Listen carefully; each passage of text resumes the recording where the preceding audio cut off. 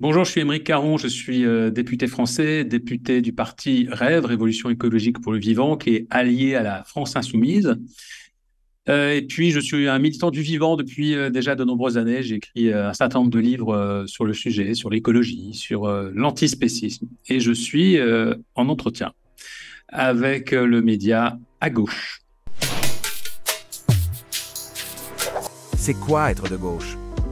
Vous me demandez ce qu'est la gauche. Alors, c'est vrai que c'est une notion qui peut paraître parfois un petit peu floue en 2023. Alors, on a quand même encore l'habitude de classer à gauche le camp de celles et ceux qui se battent pour l'égalité des droits entre les individus, pour le progressisme dans tous les domaines, pour faire en sorte que chaque individu puisse exister pleinement, quelles que soient ses différences, pour faire en sorte de réduire les inégalités économiques, bien sûr. Puis la gauche, je pense qu'elle se définit aussi en opposition par rapport à un camp qui, lui, est celui de la droite. Et la droite, traditionnellement, bah, c'est justement la tradition, le conservatisme, et aussi cette idée que les inégalités seraient naturelles et justes, que c'est comme ça que ça se passe, qu'il y a des plus forts, des moins forts, et qu'on n'a pas forcément à venir en soutien à ceux qui sont laissés sur le bord du chemin. Que pensez-vous de la normalisation des idées d'extrême droite dans les médias québécois, notamment avec Mathieu Bock-Côté? J'ai pas vraiment de message à adresser aux médias québécois. Je serais bien mal placé pour donner des leçons. D'autant que je connais très mal aujourd'hui l'état des lieux de vos médias. Même si j'ai passé du temps au Québec, c'était il y a longtemps maintenant, donc je ne sais pas où vous en êtes. Sur le phénomène Mathieu Bocoté, moi, il y a 10 ans, j'en entendais déjà parler chez vous. J'ai jamais Non, non, prétendu. donnez-moi un exemple. Je vous le donne là. Parce que là, ça ne suffit pas d'accuser les gens sans preuve, je sans vous le donne, démonstration. non, là. Donnez-moi un exemple concret. Parce que là, tout ce que j'entends depuis tout à l'heure, c'est une imitation assez mauvaise d'Alain Finkielkraut. Bon. Donc on a le même chez vous, on a l'original. Alors si je viens au Québec pour rencontrer la pâle copie, c'est moyennement intéressant pour moi. Bon, alors là, vous me permettrez de vous répondre dans les circonstances une dernière fois. Avant, effectivement, qu'ils ne viennent en France pour officier dans un média chez nous qui est un média d'extrême droite. Hein. Il a remplacé de toute façon Éric Zemmour. C'est pas un hasard, c'est exactement la même ligne idéologique. Éric Zemmour, Finkielkraut. On est là dans le même univers. Donc non, je ne peux donner aucune leçon. Ce que je peux dire en revanche, c'est que bien évidemment, il incarne une pensée d'extrême droite qui tient d'abord des discours très paradoxaux, parce que Mathieu Bock-Côté, c'est toujours très curieux de voir ce personnage donc très réactionnaire, qui tient des propos que l'on peut qualifier pour certains de racistes, euh, venir travailler en France, prendre la place d'un éditorialiste français pour nous expliquer qu'il faut surtout pas que les étrangers viennent en France travailler. Donc ça, c'est quelque chose qui me fascine. Y a-t-il un phénomène de banalisation de la montée des idées de l'extrême droite dans les médias? Ce que je peux dire, c'est qu'en effet, il y a un phénomène international lié à la pensée d'extrême droite qui a pris une ampleur inédite. Comme je ne connais plus aujourd'hui la situation du Québec, je ne peux pas la commenter. En revanche, effectivement, qu'il y ait une voix québécoise qui vienne chez nous pour porter cette parole, ça dit des choses. Et bien évidemment qu'on a toutes les raisons d'être extrêmement inquiets par rapport à cette musique de l'exclusion de l'autre, cette musique du nationalisme, cette musique du repli sur soi, cette musique de l'islamophobie.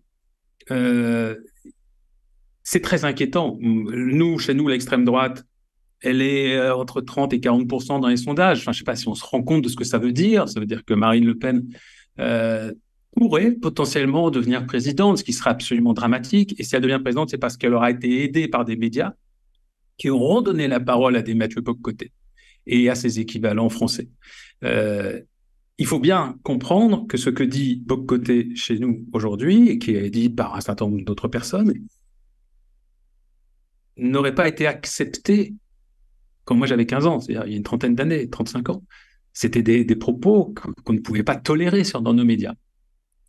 C'était des choses qui nous choquaient, qui nous heurtaient, qui allaient à l'encontre de nos valeurs républicaines, de nos valeurs françaises, qui sont des valeurs d'ouverture sur l'autre, qui sont la défense des droits de l'homme, etc. Donc, si réellement au Québec, des propos comme ceux de Bock-Côté sont accueillis comme une petite conversation aimable, agréable et anodine, oui, c'est inquiétant. Je ne sais pas si c'est le cas, hein, mais vous semblez m'en alerter. Mais le fait que ce genre d'éditorialiste aujourd'hui puisse prospérer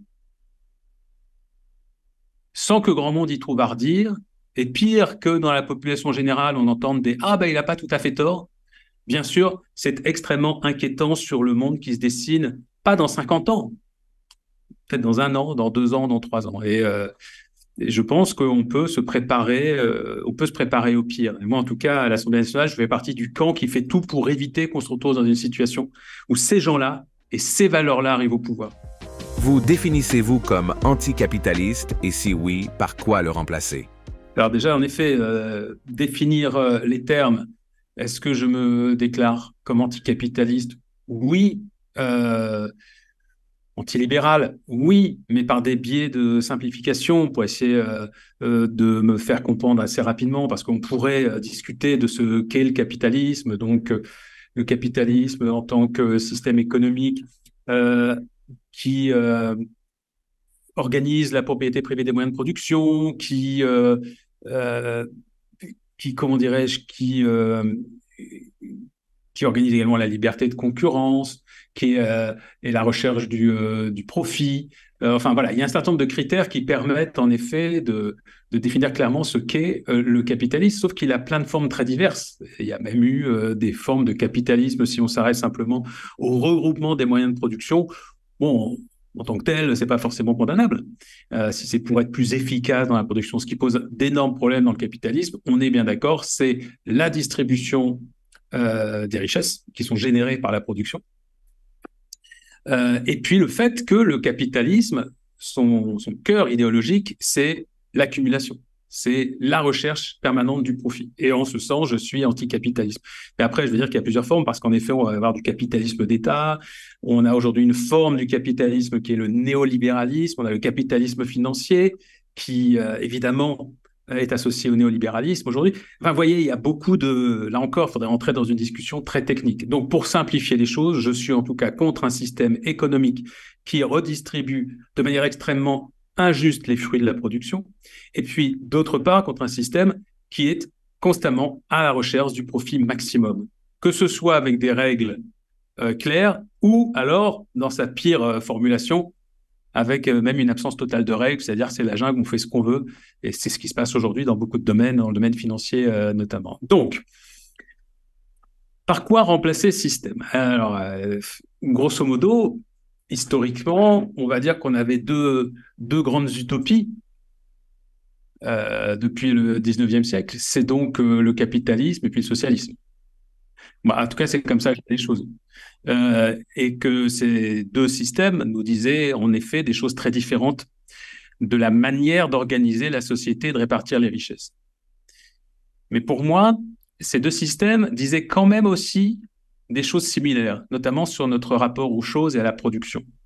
C'était des systèmes productivistes, même si chez Marx, on va quand même trouver des alertes, ou chez des auteurs très à gauche comme Simone Veil, on va trouver des alertes sur les limites de la planète, sur attention, le capitalisme à un moment va engendrer sa propre perte. Donc on a eu des alertes, mais quand même, grosso modo, jusqu'à très récemment, le système qu'on opposait au capitalisme était donc un système,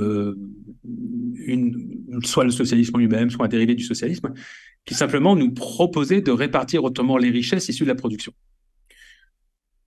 Sauf qu'on était encore dans un système d'extraction, d'exploitation des matières, d'exploitation maximale, de création des besoins, de besoins artificiels. Et le seul système à identifier, il y en a peut-être d'autres, qui puisse aujourd'hui remplacer le capitalisme, sachant que les expressions concrètes du socialisme, qui n'ont jamais été du socialisme, ont échoué politiquement. Le seul système qui pourrait remplacer le capitalisme aujourd'hui dominant sur l'ensemble de la planète, c'est une société écologiste. Alors, vous allez me dire, OK, mais c'est quoi une société écologiste? Ben, c'est une société écologiste qui va se poser la question des limites.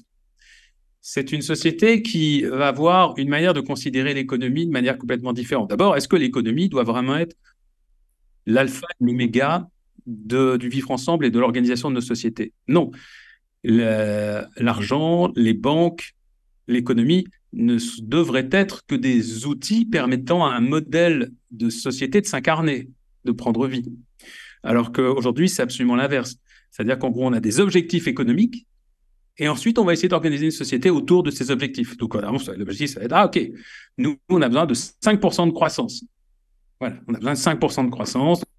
C'est ça l'objectif, c'est ça l'objectif. On a besoin que tout le monde travaille. On a besoin, vous comprenez, pour payer son loyer, donc pour se trouver un logement, pour se nourrir, pour se vêtir. On nous explique qu'il faut travailler et travailler tous les jours. Parce qu'on est même dans une société qui aujourd'hui nous a rendu, comment dirais-je, très dépendant du travail, bien évidemment, mais qui a créé un sentiment de culpabilisation par rapport à la notion même d'emploi et de travail. La société, le système de société qu'il faut mettre en place, selon moi, c'est une société dans laquelle l'individu n'est plus au service de l'économie, mais où l'économie est au service de l'individu. Aujourd'hui, nos sociétés fixent des objectifs économiques et ensuite disent aux citoyennes et citoyens, allez-y, il faut remplir ces objectifs. Donc, ça peut être un taux de croissance. On veut 5% de croissance. On veut des usines qui produisent tant de valeur. On veut du plein emploi, sachant que la notion de plein emploi est là encore un peu floue. Et on dit aux citoyennes et aux citoyens, vous savez, si vous voulez avoir un toit, si vous voulez manger, si vous voulez vous vêtir, vous devez bosser. Et vous bossez tous les jours. Ensuite, il y a des syndicats qui vont se battre pour dire, attendez, mais tous les jours, ça veut dire quoi? C'est 40 heures par semaine, c'est 38 heures, 37 heures. Et donc, ils vont se battre pour essayer d'atténuer les effets d'un système qui, lui, n'est pas remis en cause. On va essayer de faire en sorte que dans ce système-là, les travailleurs soient les moins mal lotis possibles. Mais il y a une acceptation générale de cette idée. Vous savez bien, dès que nous apparaissons sur cette planète, nos parents, nos enseignants nous mettent tous dans le crâne l'idée qu'il va falloir qu'on trouve un emploi et que nous insérions dans le système que je viens de vous décrire. Nulle part, il est remis en cause lorsqu'on apparaît sur cette planète le simple fait que nous allons devoir travailler pour subvenir à nos besoins. Mais travailler, je dis, 5 jours sur 7, etc., etc. Au fil du temps, il y a eu des améliorations de ce côté-là, puisque au début du 19e siècle, on travaillait 6 jours sur 7, entre 10 et 16 heures par jour. Enfin, donc, il y a des progrès qui sont faits de ce côté-là. Mais enfin, l'idée générale, elle est pas remise en cause par grand monde. Moi, je fais partie de ceux qui disent, parce que je suis un écologiste radical, qu'il va falloir trouver aujourd'hui, faire preuve d'imagination et trouver une autre organisation de la société.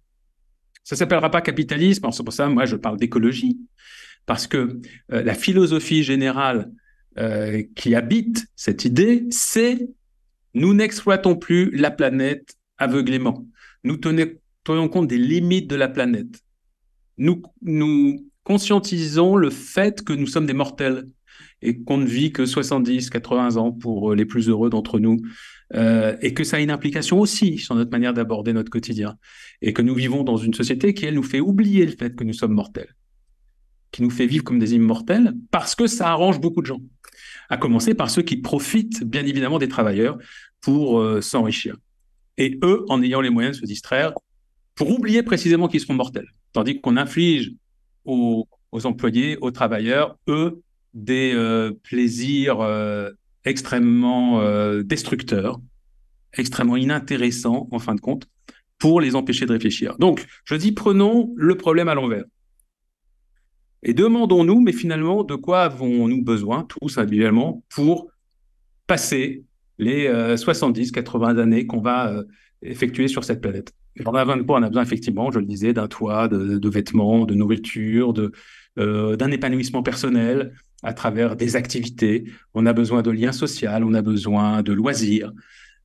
Et comment on va pouvoir organiser une société qui offre ça à tout le monde? Avec un objectif qui serait plus le PIB, la croissance, l'accumulation des richesses pour quelques-uns, mais le bien vivre, le vivre bien pour chacun et chacune d'entre nous, avec le mot bonheur, dont on essaye de redéfinir réellement les termes.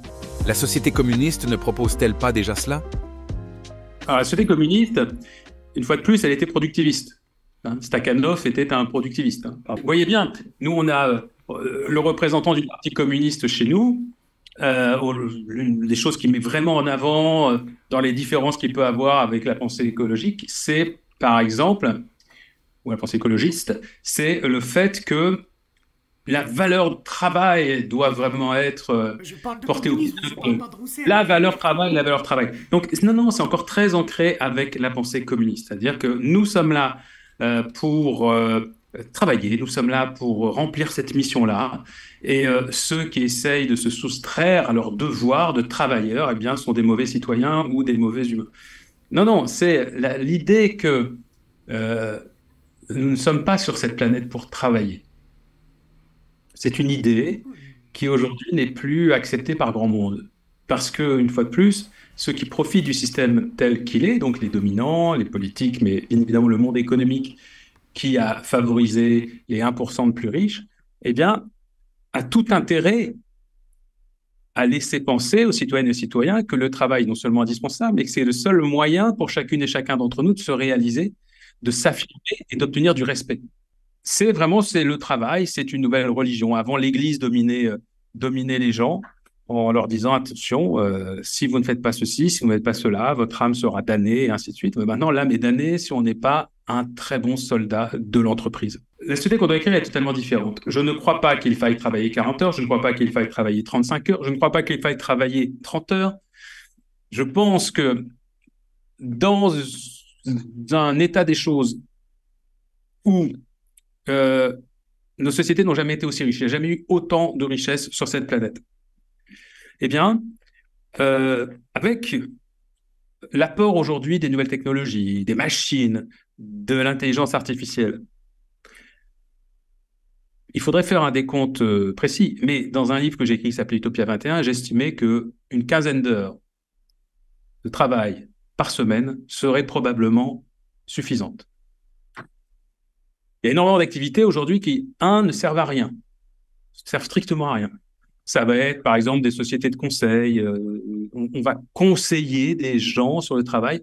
Et souvent, ces sociétés vont toucher des très gros... Enfin, en tout cas, vont se faire rémunérer extrêmement cher pour donner des conseils qui ne servent à rien. On a des activités de marketing qui servent à rien, des activités de publicité. Enfin, on a toute cette production qui, pour 50, 60, 70% d'entre elles, est complètement inutile, qui est au service de besoins qui ont été créés et qui, aujourd'hui, sont absolument délétères et dangereux pour notre planète. Donc, bref, vous voyez bien que si on élimine une à une toutes les activités, soit qui ne servent à rien, soit qui sont nocives soit aux humains, soit à la planète, et ainsi de suite, eh ben, on va se rendre compte qu'en réalité, on pourrait, de manière globale, diminuer considérablement le nombre d'heures travaillées par les humains sur cette planète. Donc, je pense en effet qu'on pourrait aujourd'hui, de manière tout à fait réaliste, travailler moins de 20 heures par semaine. Ça, par exemple, c'est une nouvelle société. On pourrait aussi imaginer que les besoins essentiels soient fournis par l'État. Mais ça, je vous parle d'une société utopique. Je ne suis pas en train de vous faire le programme de la NUPES, hein. On est d'accord. Ceux qui nous écoutent, parce que la NUPES, c'est-à-dire la formation politique dont je suis membre, a présenté un programme de gouvernement qui peut être appliqué dès la semaine prochaine et qui ne va pas aussi loin que tout ce que je suis en train de vous dire. Mais vous me parlez d'horizon politique, donc je suis en train de tracer un horizon politique à très long terme. Et donc, on pourrait tout à fait imaginer que l'État assure pour chacune et chacun d'entre nous ses besoins essentiels. C'est-à-dire qu'on n'a plus besoin de trimer toute sa vie pour avoir son logement, que ce soit l'État qui le fournisse, peut-être sous forme de location. On n'est pas obligé d'être propriétaire, forcément. Enfin, vous voyez, il y a beaucoup de systèmes. On pourrait imaginer que, de la même manière que les soins médicaux sont pris en charge, même si aujourd'hui tout ça est très abîmé dans un pays comme la France, c'est le cas. Il y a des soins médicaux fondamentaux qui sont pris en charge par la solidarité nationale. On pourrait tout à fait imaginer que un certain nombre d'aliments essentiels soient pris en charge également par la société, qui nous soient fournis. Vous voyez, si on prend un certain nombre de domaines comme ça, on peut trouver les possibilités d'organiser un système qui fasse que chacune et chacun d'entre nous n'ait plus à se soucier de sa survie et qu'après, les sociétés n'aient plus qu'à essayer d'organiser les conditions du bien-être et de l'épanouissement et du développement personnel. Abolir la société de classe ne serait-il pas un pas vers votre modèle de société? Je ne rentre pas dans des considérations qui, pour moi, me semblent un peu dépassées, euh, à savoir la séparation de la société entre bourgeois et non-bourgeois, par exemple. Je pense que c'est beaucoup plus complexe que ça aujourd'hui, en 2023. Je pense qu'il y a des gens qui ont des bons revenus, mais qui ne sont pas des bourgeois. Et je pense qu'il y a des gens qui ont des revenus plus faibles, mais qui sont des bourgeois. Et est-ce que la bourgeoisie, c'est simplement euh, lié aux sommes qui rentrent sur votre compte tous les mois, ou est-ce que c'est lié à un état d'esprit? Est-ce que, vous voyez, c'est très complexe. Et je pense qu'aujourd'hui, il n'y a pas deux catégories qui s'opposent, les riches et les pauvres, les bourgeois, les prolétaires. Je pense qu'il y a des dizaines de catégories sociales différentes, avec beaucoup de gens qui galèrent, même des gens qui ont des revenus qui peuvent paraître plutôt confortables, parce qu'on est dans une telle crise aujourd'hui que même quand on gagne bien sa vie, on peut avoir énormément de difficultés à se loger, énormément de difficultés à payer l'éducation de ses enfants, etc., etc. Donc c'est très complexe. Et je pense qu'on est dans un moment politique où justement, il ne faut pas tomber dans des lectures qui me paraissent un peu anciennes, c'est-à-dire en se basant sur des modèles qui ont un siècle et demi. Pourtant, on a bien des Bernard Arnault ou des Bolloré qui sont de la classe bourgeoise, qui dominent et qui s'accaparent les richesses. Bernard Arnault, Vincent Bolloré et tous les hommes d'affaires qui gravitent dans les mêmes sphères de richesse, ne représentent plus de la bourgeoisie, pour moi, même plus de la haute bourgeoisie, c'est même plus des ultra-riches, pour moi, c'est quasiment des monarques. C'est des monarques parce qu'ils règnent sur des royaumes, ils ont des employés à leur service, des dizaines de milliers d'employés qui sont comme des serfs, c'est-à-dire dont l'existence dépend du bon vouloir du monarque. Donc, enfin, des serfs ou des sujets, ça dépend effectivement de la hiérarchie qu'on décide. On en est là, et je pense que ce sont des gens qui, peut-être il y a quelques siècles, auraient mené des guerres pour conquérir des royaumes, et qui aujourd'hui ont compris que leur intérêt était de mener des guerres économiques. Ils auraient mené des guerres physiques, aujourd'hui ils mènent des guerres économiques, avec lesquelles ils peuvent acquérir du pouvoir beaucoup plus facilement et avec moins de risques que lorsqu'on forçait des hommes à se battre, même si, bien évidemment, les choses sont plus complexes, parce que les grands groupes sont liés aussi à des États, et c'est ce qui va déclencher des catastrophes, par exemple, comme en Irak, lorsque les États-Unis de Bush Junior vont décider d'aller attaquer l'Irak, parce qu'ils y sont encouragés par des entreprises, justement. Donc, comme quoi, l'idée n'est pas de dire non plus que les guerres physiques et qui font des millions de morts ont disparu. On sait tous que ce n'est absolument pas le cas et qu'il y a bien évidemment des raisons économiques derrière ces guerres-là. Je dis simplement que aujourd'hui, une partie des batailles qui sont menées sur cette planète sont menées par les voies financières. Voilà, c'est ça et qui permettent effectivement de créer des royaumes qui sont des royaumes qui sont officieux parce qu'il n'y a pas d'existence politique, légale à l'empire de Bernard Arnault ou de Vincent Bolloré, par exemple, mais ils sont tellement puissants qu'ils ont un pouvoir direct sur la décision politique. Voilà. Je voulais être précis sur ce point. Question de Florence Delry, militante antispéciste. Bonjour Emeric. Actuellement, en France, il est légal et de fait, il est très courant de représenter des animaux heureux et souriants sur les enseignes de boucherie, dans les publicités ou sur les emballages de produits qui ont nécessité l'exploitation et la mise à mort de ces mêmes animaux. Ces représentations, elles jouent un rôle important dans le caractère invisible de l'exploitation des animaux et dans son euphémisation. Et elles sont de nature à tromper le public. Alors voici ma question. Est-ce que ce sujet est discuté au sein de la révolution écologique pour le vivant? Et est-ce qu'il est envisagé de formuler une proposition de loi qui vise à réguler ces représentations publicitaires trompeuses? Merci. Dans un de mes livres, je proposais que sur les emballages de viande figure la photo de l'animal qui avait été tué et dont on retrouvait un morceau dans l'emballage. Je proposais qu'on y mette également une photo de l'abattoir où il avait été abattu, et peut-être même la séance pendant laquelle il était égorgé. Évidemment, ça choque quand on le dit, mais si ça choque, ça montre bien qu'il y a un problème. Mais par exemple, sur les paquets de cigarettes, on montre bien la réalité des poumons. Pourquoi, pour la viande, devrait-on continuer à vivre dans ce mensonge qui est effectivement de nous présenter des trucs sous cellophane dont on essaye vraiment de nous faire croire qu'ils n'ont qu'un lien très lointain avec un animal sensible. Pourquoi on nous montre dans les publicités des animaux qui courent dans les champs alors qu'on sait très bien que allez, les 9/10 de la viande qui est consommée aujourd'hui, bah, ce sont des animaux qui vivent dans des conditions extrêmement atroces. Donc évidemment, on pourrait essayer de légiférer sur ce point. Je suis tout à fait favorable, je vous le disais, à ce qui est sur l'étiquetage, une signalisation qui permet de comprendre comment l'animal a été élevé, une photo. Je me demande si on n'a pas, je me demande si j'ai pas proposé un amendement d'ailleurs, parce qu'on a toute une liste d'amendements, nous, ici, dans notre équipe, en ce sens, toute une liste d'amendements qu'on essaie de placer en fonction des textes qui arrivent dans l'hémicycle. Et je sais qu'on a des amendements sur l'emballage. Donc, je trouve que ce que dit cette personne est plein de bon sens. Question de position revue. La NUPES doit-elle aller chercher les classes moyennes et les intellectuels supérieurs, ou continuer dans la radicalité, la bordélisation, pour capter la colère et l'abstention populaire? Si on veut atteindre le pouvoir, bah, il faut à un moment convaincre un électeur sur deux, en tout cas une personne sur deux qui se déplace dans un isoloir. Et donc, ça veut dire qu'on doit parler à un maximum de personnes. Donc, on doit parler aussi bien, effectivement, aux personnes les plus défavorisées qu'à des personnes qui appartiennent à des catégories plus aisées. Donc, je pense que ce serait une mauvaise stratégie que de se concentrer uniquement sur les salaires très, très, très modestes ou les salaires modestes ou uniquement sur des classes moyennes et moyennes supérieures. En plus, ça n'a pas de sens. Je pense qu'il y a un système à combattre. C'est le système capitaliste, le système qui crée des injustices. Donc, je pense que nous devons parler à tous ceux qui n'ont pas envie de ce système-là.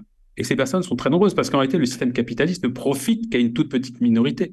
Donc, nous, on a un travail d'explication à faire pour expliquer que même ceux et celles qui pensent tirer bénéfice du système capitaliste, mais qui en réalité en sont les premières victimes, eh bien, il faut leur montrer la réalité du système à ces personnes-là. Et on les trouve dans des strates très différentes de la société. Et je pense qu'il y a des équilibres politiques nouveaux aujourd'hui qui sont en train de se dessiner. Vous avez raison, il y a capitaliste, anticapitaliste. Sachant que, et là, ça peut faire peur parce que quand on dit anticapitaliste, on peut penser, ah là là, la radicalité de gauche, je suis un radical, je suis de gauche, je suis écologiste, il n'y a pas de problème, je l'assume complètement. Mais dans l'esprit de certaines personnes qui suivent les débats politiques, ça peut faire penser à des politiques agressives, ça peut faire penser à des politiques de restriction des libertés, ça peut évoquer des systèmes politiques qui ont existé et qui, bien évidemment, étaient néfastes aux individus. Donc, il faut là encore essayer de montrer la réalité du système qu'on propose sans s'arrêter à des mots qui, eux, peuvent faire un petit peu peur, comme le mot anticapitaliste. Donc, c'est plutôt dire, vous voyez, le capitalisme tel qu'il s'exprime aujourd'hui, bien, a montré toutes ses limites. Donc, même si vous avez le sentiment d'être pro-capitaliste, etc., eh bien, considérez que ce système ne vous profite pas à vous. Et on va vous le démontrer très simplement. Donc, il faut avoir un travail d'explication. Et là, compte tenu du fait que le système capitaliste, une fois de plus, ne profite qu'à une toute petite minorité, en réalité, nous devrions être capables de parler à 90% des Françaises et des Français. C'est 90-95% qui sont victimes de ce système capitaliste, de ce système d'injustice qui sont perpétués et qui sont même accentués.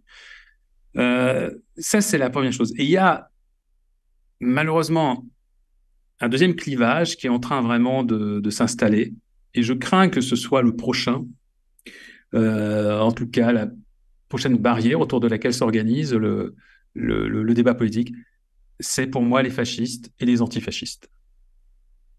On évoquait tout à l'heure le cas de Bock-Côté, Zemmour, Finkielkraut, voilà, toute cette pensée nauséabonde qui prend de plus en plus d'espace, à la fois dans le débat public et dans les urnes. Ma grande crainte, c'est que dans les années qui viennent, en fait, cette implantation des idées d'exclusion, de racisme, ainsi de suite, soit telle qu'on se retrouve avec deux camps politiques qui deviendraient le camp du fascisme et du néofascisme, et en face, l'opposition au fascisme. Si je vous dis ça, c'est parce que vous voyez que la question, est-ce qu'il faut parler plutôt aux classes populaires pour aller grignoter celles qui sont tentées par le vote du RN, etc. Je ne vais pas dire qu'elle est dépassée, mais pas loin. C'est plus ça, pour moi.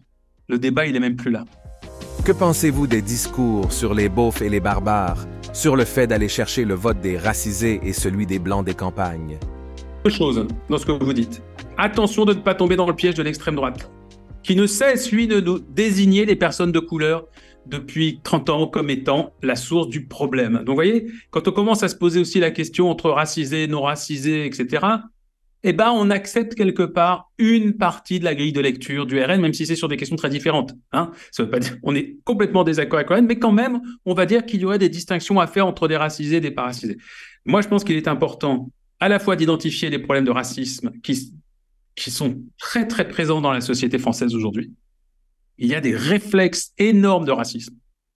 Il faut les identifier et être capable en même temps d'y répondre. Par exemple, en impliquant, ce qui n'est pas fait aujourd'hui, en impliquant les jeunes des quartiers dits populaires dans la lutte politique, mais dans la lutte politique générale, pas simplement lorsqu'il y a des violences policières et ainsi de suite, qu'on les implique dans la lutte pour l'écologie, qu'on les inclut dans la lutte pour la démocratie. C'est-à-dire que ce ne soit pas simplement des jeunes qui soient perçus comme des protestataires, c'est-à-dire que des jeunes qui, à un moment, quand ils n'en peuvent plus d'être harcelés, d'être discriminés, quand à un moment la cocotte elle explose, et ben à ce moment-là, il va y avoir un mouvement fort dans la société qui va être mal perçu en plus parce que tous les adversaires vont en profiter. Vont dire, ah, vous voyez, ils sont comme ça, les jeunes des quartiers. Simplement, bah oui, mais il y a juste un môme de 15 ans qui vient de se faire tuer par un policier. Donc, c'est normal que quand même, ils réagissent.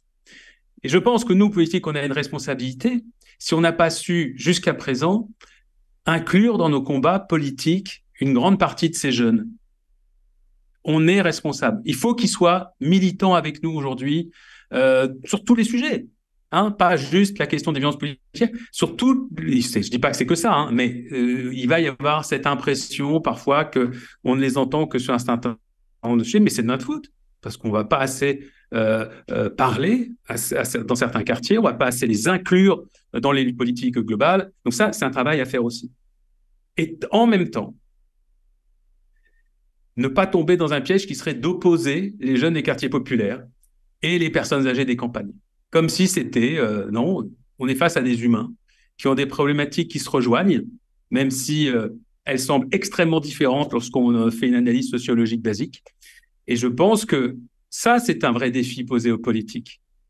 C'est de montrer que finalement, ces cas-là ne s'opposent pas tant que ça, mais que chacun de ces individus, quel que soit son âge, quelles que soient ses origines, sa religion, et ainsi de suite, finalement, sont tous ils sont tous confrontés à la même problématique. Vivre bien. Vivre bien. Et que ce n'est pas l'un contre l'autre, et que ce n'est pas l'un ou l'autre, et ainsi de suite. Votre position sur l'affaire Médine? Je me situe dans le camp de ceux qui ne comprennent pas grand-chose tout autour de cette histoire. Je ne connais pas Médine. Enfin, je le connais, mais je ne suis pas du tout un spécialiste de ces textes et je n'ai pas d'avis du tout sur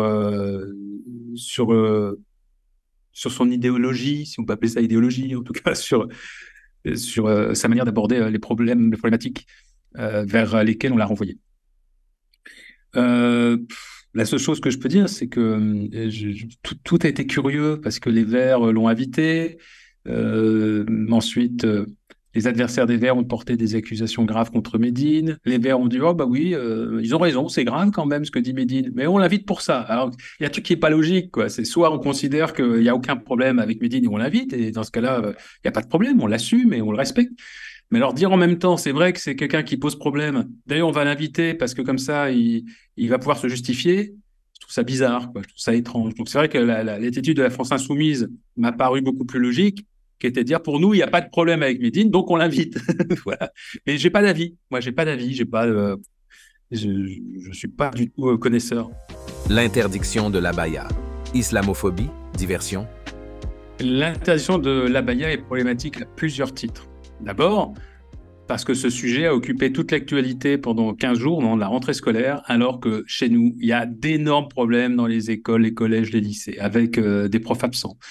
Il manque énormément de profs et donc il y a beaucoup de postes qui n'étaient pas occupés à la rentrée. Il manque des AESH, c'est-à-dire donc des assistants et assistantes pour des élèves handicapés. Il y a des classes qui ont fermé partout. On a un manque cruel de moyens. Il y a des énormes problèmes dans le recrutement de nos enseignants aujourd'hui. Enfin, notre système éducatif, qui était plutôt bon, est vraiment en train de se déliter complètement.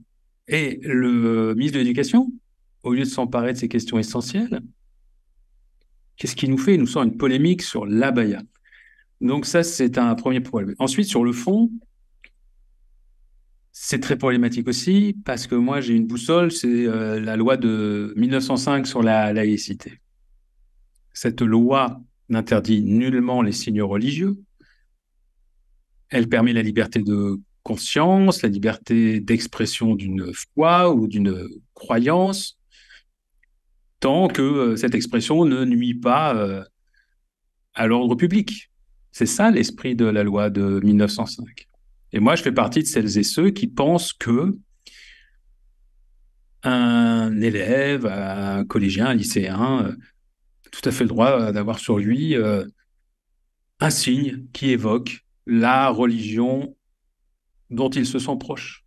Et que c'est même souhaitable que chacune et chacun puisse s'exprimer à l'âge en plus où il est dans les questionnements, dans le développement de lui-même, dans l'affirmation lui-même, qu'il puisse exprimer ses opinions, ses goûts. Que ce soit sur le plan religieux ou culturel. Moi, je ne fais pas de différence lorsqu'on parle de ça, sur ce sujet précis, lorsqu'on parle du vêtement. Pour moi, une expression religieuse, c'est une expression culturelle, c'est l'expression d'une idée, d'une vision du monde. Et je pense qu'il ne faut pas formater des enfants, des adolescents, en leur imposant une vision du monde. L'État n'a pas à imposer une vision du monde. Il doit au contraire permettre à chacune et chacun d'entre nous d'exister dans sa singularité et de ne pas avoir peur de cette singularité. Dès lors, c'est ça le point important, dès lors que cette singularité, bien évidemment, ne gêne personne, n'est un danger pour personne, et ainsi de suite. Et le troisième élément, c'est que l'abaya n'est pas un vêtement religieux. Les autorités musulmanes l'ont réaffirmé. Ce n'est pas un vêtement religieux, c'est un vêtement qui est porté par des populations arabes, musulmanes, dans un certain nombre de pays, par des populations qui n'y transposent aucune forme de militantisme religieux. Même si on va peut-être trouver, et c'est là qu'il y a un travail à faire aujourd'hui, qu'il y ait de la part de certaines personnes, certaines jeunes filles, certaines jeunes femmes, la volonté d'affirmer une conviction religieuse à travers ce vêtement qui pourtant n'était pas destiné à cela au départ, c'est possible. C'est possible. Eh bien, je dis qu'on doit vivre avec ça. La société française doit vivre avec ça et savoir comment parler à des personnes qui, effectivement, peut-être vont mélanger un habit pour en faire une revendication qu'elle n'est pas censée faire comme ça, puisqu'il n'y a pas de prosélytisme autorisé non plus à l'école sur ce genre de sujet. Mais qu'il y avait une autre manière très différente de parler de cette question, plutôt que de passer par un interdit qui est ridicule en lui-même. Parce que si tout à coup, on se met à décréter qu'un vêtement qui n'est pas religieux devient religieux par destination, donc c'est un symbole par destination, et bien dans ce cas-là, on peut imaginer que dans quelques mois, on va interdire les babouches parce que on va dire qu'il y a une offensive islamiste, on va pénétrer par les babouches. Mettez tous des babouches pour bien montrer que... Voilà, vous voyez, on voit assez vite le ridicule. Ça a donné lieu à des situations très compliquées de jeunes filles qui sont arrivées dans des établissements avec des robes longues et face à un personnel complètement démuni qui ne savait pas dire si c'était abaya, si c'était robe longue, si c'était... D'ailleurs, abaya veut dire robe longue. Et donc, si c'était plutôt le vêtement arabe, si c'était plutôt une célèbre marque de fast fashion qui tout à coup avait fait un vêtement qui ressemblait un peu. Vous voyez, c'est du grand n'importe quoi. Donc, il est là le problème. Ensuite, qu'il y ait un problème avec l'islamisme et la montée de l'islamisme radical, personne ne le nie. Et il faut bien évidemment être intraitable face à cette volonté d'expansion de l'islam politique, mais je pense que ce n'est pas du tout en interdisant ce vêtement qu'on va régler la question. Bien au contraire, je pense même que ceux qui auraient comme dessein d'infiltrer les écoles, de faire monter une haine de la République française chez certaines populations, eh ben, ça les arrange bien ce genre de polémique, parce que ça va leur permettre de dire, regardez, vraiment, ils vous aiment pas les Français. En tout cas, ils vous aiment pas les Français non musulmans. Oui, donc je pense que c'est contre-productif. Fabien Roussel, camarade ou pas camarade? Bah, je ne fais pas partie du Parti communiste. Alors, ça pourrait éventuellement être un camarade de la NUPES, puisqu'on forme un groupe politique à l'Assemblée. Mais c'est sorti depuis un an, rendre difficile l'utilisation du mot camaraderie, parce que Roussel se met lui-même en dehors du combat politique commun, avec des sorties personnelles qui n'ont pas grand-chose à voir avec ce qu'on défend. D'abord dans la méthode, c'est-à-dire qu'il y a quand même, lorsqu'on est dans un camp politique qui a décidé de s'unir, à savoir les différentes composantes de la NUPES, bon, on va peut-être essayer d'éviter publiquement de montrer des désaccords trop importants. On peut avoir des débats en interne, on peut effectivement exprimer des nuances là aussi oralement, mais Roussel, là, c'est plus des nuances qu'il exprime, c'est quasiment un rejet de ce qu'on est parfois. Donc vraiment, à Roussel, il faut lui dire, bah, si t'aimes pas la NUPES, mais va-t'en. Moi, je lui dis, Fabien, tu n'aimes pas la NUPES, tu n'aimes pas les idées de la NUPES, sors de la NUPES. Donc, non, il n'agit pas comme un camarade. Il n'agit pas comme un camarade et il porte une vision en plus, selon moi, hein, extrêmement vieillotte du combat social. Je pense pas qu'il comprenne grand-chose à l'écologie. Ça fait quand même beaucoup. Ça fait quand même beaucoup de problèmes.